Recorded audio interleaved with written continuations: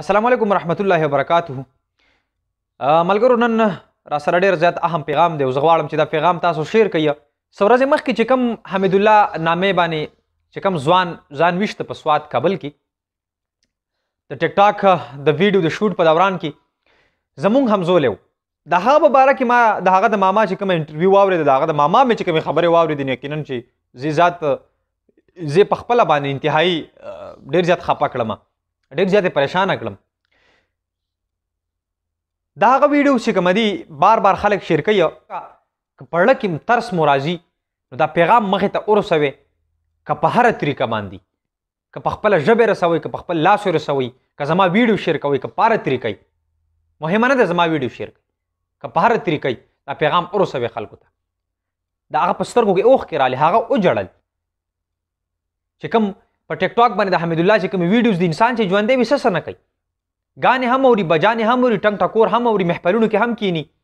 موږ په خپله باندې چې کومه دی ځینې وخت کې ښایسته غوندې میوزیک په موږ ولګي اوري، خو چې انسان کله مړ شي او د هغه نه یو څیز پاتې شي د دنیا کې او هغه موږ ټولو ته معلوم وي چې دا حرام وي او د عذاب سبب ګرځي، نو په کار دا چې یو سړی مړ شي خو هغه خبره ختمه، ویډیو ختمه، هغه کوم میوزیک د سیکړی کردار مکمل ختم.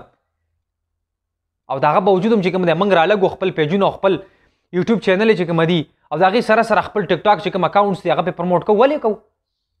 موږ د دې نه خبر چې دا به څومره عذاب په ده باندې میلاویږي په هغه جهان کې، په قبر کې به دله څومره سزا د په بنیاد باندې ورکړی کېږي. الله دې نه کړي، الله دې جنت الفردوس نصیب کړي.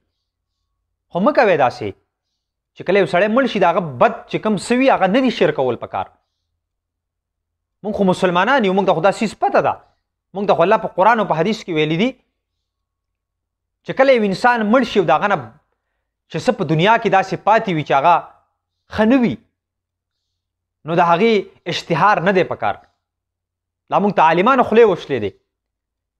د هغه د اشتهار نه به تاسو دا معلومیږي چې کله ما د هغه اکاونټ په لاوله کې کتنه څه 8000 فالورز یو او اوس چې کومه دی 80-90 نه چې کومه دي د هغه 1000 نه فالورز هغه اوښتي دي. خو وجه دا ده چې ما ورته د هغه ویډیو پروموټ کوو.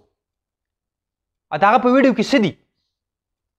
دا خو ځواني دی، سړي نه غلطي وشي خو بیکګراؤنډ میوزیک دی، ګانه پې لګېدلي، کرن خان به لګېدلی پې، هارون باچا به پې لګېدلی، یا به پې نور داسې ټنګ ټکور لګېدلي یا نو ولې موږ هغه پروموټ کوو؟ د هغه والدینو زړه ته چې کومه تکلیف ولې رسوو؟ د هغه مور او پلار ولې چې کومه دردو؟ د هغې فیملي چې کومه د هغې بار بار دغه ویډیو ویني نو د هغې په زړه کې به څه راځي؟